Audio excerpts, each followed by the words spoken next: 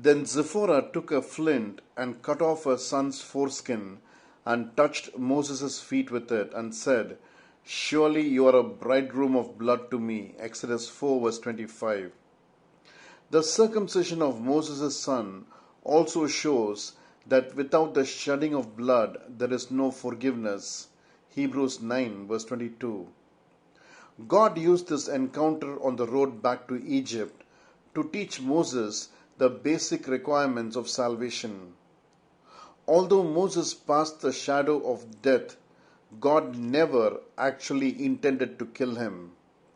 The whole experience was a test like the one Abraham endured when he was told to kill his only son, Genesis 22, or like the one Jacob was given when he wrestled with the angel, Genesis 32 verses 22 to 32. Rather than treating Moses with murderous intent, God was giving the prophet first-hand experience of salvation. First, God showed Moses the wages of sin by placing him under divine wrath.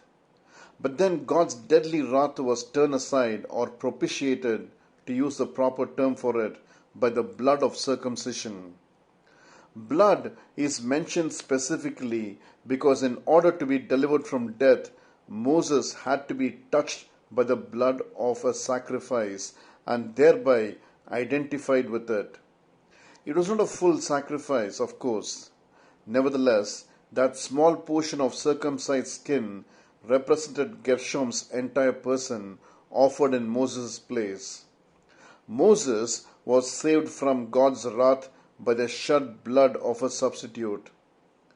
This is also a serious indictment on those who fail to take the sign of the new covenant, namely baptism. Colossians 2:11 and 12 says, "In him also you were circumcised with a circumcision made without hands, by putting off the body of flesh by the circumcision of Christ, having been buried with him in baptism, in which you were also raised with him through faith in the powerful working of God who raised him from the dead."